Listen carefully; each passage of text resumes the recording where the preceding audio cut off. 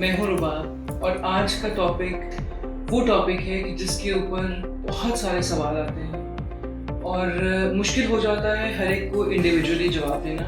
तो सोचा हमने ये कि एक ऐसी वीडियो बना ली जाए जो तमाम क्वेश्चंस को, तमाम क्वेरीज को एड्रेस कर सके। आज मेरे साथ मौजूद हैं सैयद अब्बास हैदर। वालेकुम अस्सलाम, thank you so much. Syed Abbas जो हैं, he is the vice chairman of board of directors for company headquarter Turkey. बहुत बड़ी कंपनी है, बहुत बड़े डेवलपर्स हैं। पहले बता चुके हैं हम आपको डेवलपर्स का और एजेंट्स का फ़र्क। अब जो सवाल मैं पूछना चाह रही हूँ आपसे वो ये है कि जो लोग टर्की आने के ख्वाहिशमंद हैं वो डिफरेंट ज़राए से इंफॉर्मेशन हासिल करते हैं और सब लोगों के नॉलेज में ये बात है कि बेहतरीन तरीका सेटल होने का टर्की में प्रॉपर्टी परचेज है। अब प्रॉपर्टी परचेज एक बहुत वास्ट टॉपिक है। अब उसमें कौन सी प्रॉपर्टी उनके लिए फ़ायदेमंद हो सकती है, बेनिफिशियल हो सकती है, और कौन से वो एरियाज़ हैं जहाँ पे प्रॉपर्टी लेनी चाहिए है और कौन से वो एरियाज़ हैं जहाँ पे प्रॉपर्टी नहीं लेनी चाहिए। You are the expert, so over to you, please आप हमें बताइए। जज़ाकल्लाह।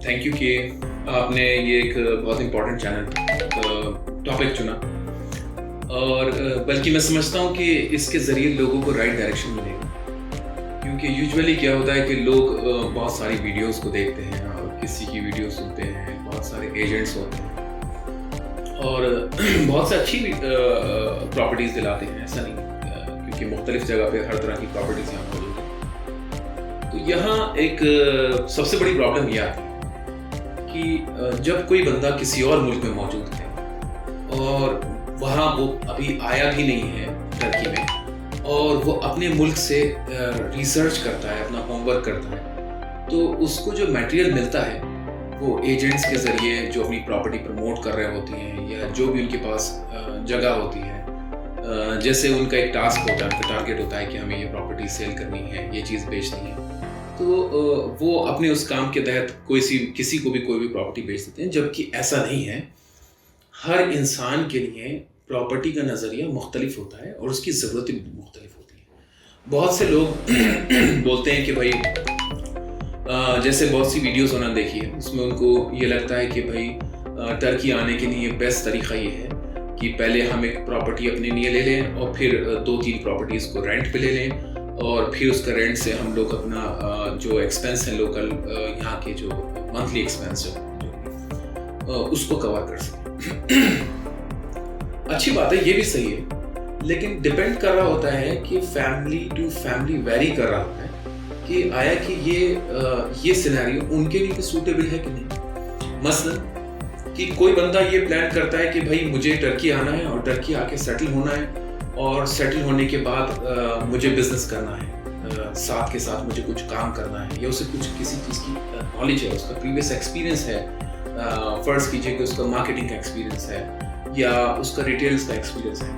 तो अब वो लोग जब यहाँ पे आते हैं तो उनके लिए क्या होता है कि वो जो कैपिटल उन्होंने लाए हुए थे उससे उन्होंने प्रॉपर्टी परचेज करी अपने रहने के लिए, और अदर अमाउंट जो सूटेबल फॉर सिटीजनशिप क्राइटेरिया के लिए होता है, जिसको 400,000 बोलते हैं, अदर अमाउंट में उन्होंने इन्वेस्ट करके रेंट के पर्पस पे प्रॉपर्टी में इन्वेस्ट कर दिया।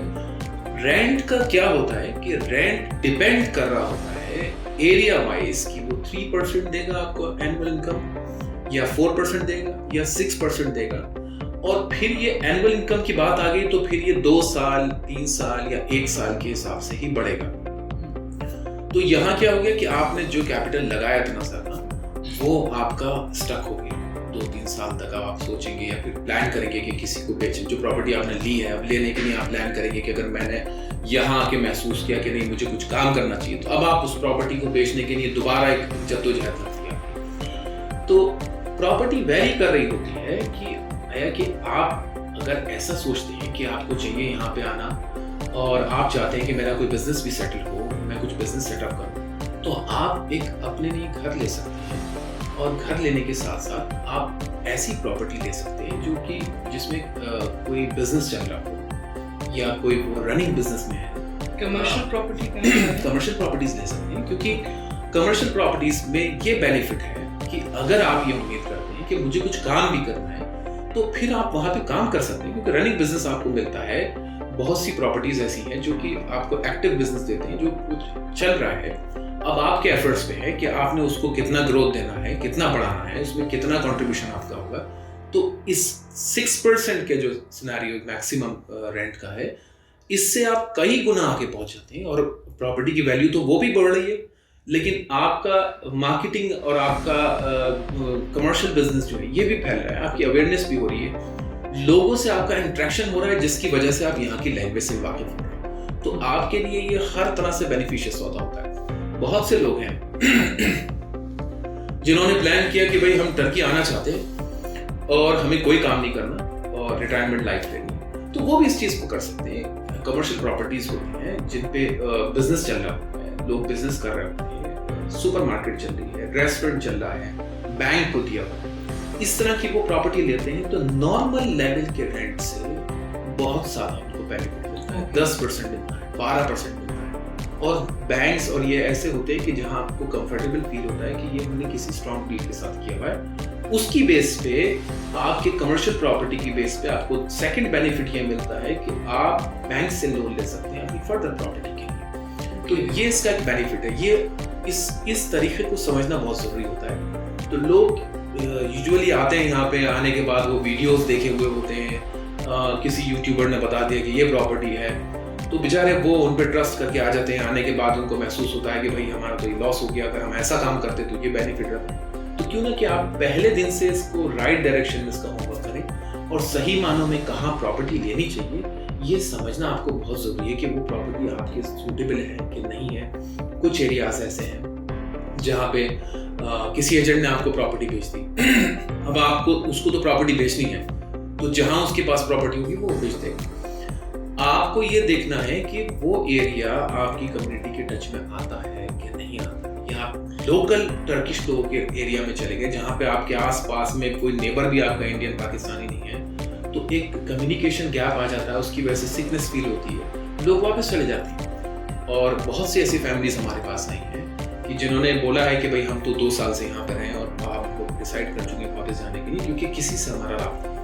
तो क्या हुआ कि वो ऐसे एरिया में चले गए जहाँ टोटल टर्किश लोग हैं।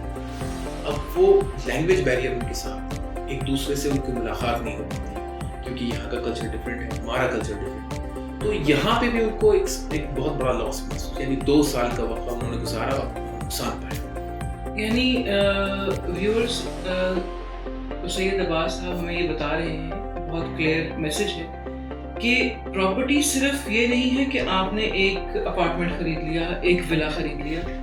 पहली तो बात जो बहुत ज़बरदस्त बात है, जो कि मेरा ख्याल है मैंने भी किसी से पहले नहीं सुनी है, कि आप कमर्शियल प्रॉपर्टी आपके लिए ज़्यादा फ़ायदेमंद है। ये पता सबको होता है, लेकिन लोग ये समझते हैं कि टर्की में सिर्फ रिहाइश की प्रॉपर्टी ले लो बस।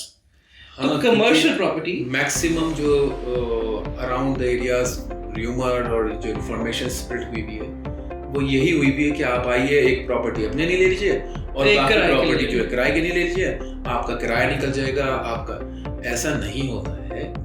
यहाँ पे रहने के बाद आपको ये समझना चाहिए कि आपको कुछ बिजनेस भी करना होगा, काम भी करना होगा, जॉब भी हो सकता है। बहुत से लोग रिटायरमेंट लाइफ के नहीं आते, उनके लिए भी बेनिफिशियस है। तो ये तो बहुत ज़बरदस्त बात है, बहुत ही ज़बरदस्त बात है कि आपके पास अगर अच्छे फंड्स हैं तो आप बजाय इसके कि एक प्रॉपर्टी लेके अपने लिए और दूसरी लेके रेंट पे चढ़ाने से, तो बेहतर है कि आप कमर्शियल प्रॉपर्टी में भी इन्वेस्ट करें। राइट, ये उसी फंड में जो सिनेरियो 400,000 है उसी में कवर हो जाता है। Even you get a citizenship also. तो पैरेलली आप कोई भी प्रॉपर्टी लेते हैं तो सिटीजनशिप का क्राइटेरिया यही है कि 3 साल के बाद उसको बेच सकते हैं। तो जो आपने रेंट पे दी हुई है, व्हाई नॉट आप कमर्शियल प्रॉपर्टी समझो। तो 3 साल के टाइम पे उसका बिजनेस बहुत बड़ा बन चुका है। मैं अपनी अंडरस्टैंडिंग के लिए और व्यूअर्स के अंडरस्टैंडिंग के लिए इस बात को दोबारा रिपीट करना चाहूँगी कि $4 लाख की जो अमाउंट है, उसमें फ़र्ज़ कीजिए कि $1.5 लाख का अपार्टमेंट ले लिया रहने के लिए और $2.5 लाख में कोई कमर्शियल प्रॉपर्टी, एक फ़र्ज़ी बात हम कर रहे हैं, तो ऐसा मुमकिन है। और वो $4 लाख जब कवर हुआ तो आपको सिटीजनशिप भी मिल जाती है उसके ऊपर। Correct. यानी सिटीजनशिप भी मिल गई, रहने को घर भी मिल गया और चलाने को दुकान भी मिल गई। उसकी वैल्यू ज्यादा होती है। जबरदस्त, ये तो पूरा सेटलमेंट का प्लान है। तो ये इसीलिए क्योंकि लोग नहीं समझ पा रहे होते।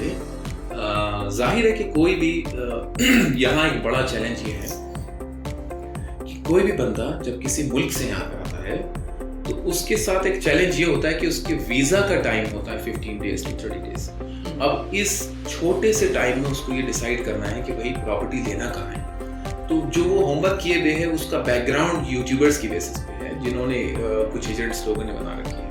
तो वो समझते हैं कि भाई यही क्राइटेरिया हम करते हैं कि एक प्रॉपर्टी घर ले लेते हैं अपनी पर्सनल रहने के लिए और दूसरी प्रॉपर्टीज जो है वो रेंट पे उठा देते हैं। ये एक स्टैंडर्ड सिस्टम अपने फ्रेम ऑफ माइंड बना के चलते हैं जिसका उनको फायदा नहीं मिलता बल्कि नुकसान है ये।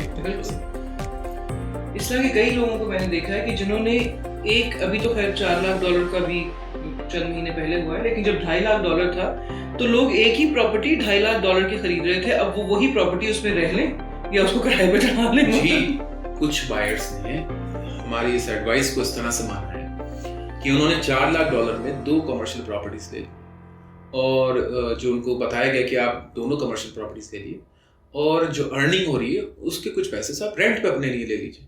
तो उनकी 2 बिजनेस भी चल रहे हैं और रेंट बहुत नॉमिनल होता है जिसमें आदमी इजीली सर्वाइव करता है। क्यों आप 1.5 लाख 2 लाख के रेंट पे रह रहे हैं, तो फिर क्यों नहीं 2 लाख 1.5 लाख की प्रॉपर्टी परचेस करके आप रह रहे हैं। इतना आप कमर्शियल प्रॉपर्टी में लगाएंगे तो आपकी अर्निंग ज्यादा होगी बनिस्बत इसके कि आप इतने बड़ा कैपिटल देने के बाद उसको सिर्फ अपने रहने के लिए यूज कर रहे हैं, जबकि आपको बहुत कम पैसों में रेंट मिल सकता है और वो जितनी वो कमर्शियल प्रॉपर्टी अर्न करके देगी उसका 25% तो आपका रेंट भी नहीं। तो ये इम्पोर्टेंट होता है कि आप डिसाइड करें कि आपके लिए सही क्या है और डिसाइड करने के लिए आपके पास वो मटेरियल होना चाहिए जो कि नहीं होता उनके पास कि ऑप्शन है कि नहीं मौजूद। तो ऑप्शन पे कौन नहीं चुनेगा इसको, लेकिन ये लोगों की नॉलेज में नहीं होता। इस वजह से वो यहाँ पे आके रेंट की प्रॉपर्टी ले लेते हैं कि रेंट की प्रॉपर्टी ले देंगे और एक प्रॉपर्टी ले देंगे, जबकि 1.5 लाख 2 लाख आप रहने के लिए यहाँ पे लगा रहे हैं। एक बड़ा इन्वेस्टमेंट है। तो इससे ये साबित होता है कि सेटल यहाँ पे होना मुश्किल काम नहीं है। मुश्किल ये है कि आपका होमवर्क कंप्लीट होना चाहिए। मुश्किल ये है कि आपने चुना क्या है। बहुत जरूरी सही और vice chairman board of directors हैं, बहुत सारा एक्सपीरियंस है, बहुत सारे लोगों से डील किया है, बहुत से लोगों को सेटल किया है। तो ऑब्वियसली जो माशाल्लाह जो एडवाइस आपसे आ रही है वो बहुत बेहतरीन एडवाइस है एंड आई एम श्योर कि जो इस वीडियो को देखेगा उसे ये बात बहुत क्लियरली समझ में आएगी कि क्या तरीक़ाकार होना चाहिए, कैसे आगे चलना है।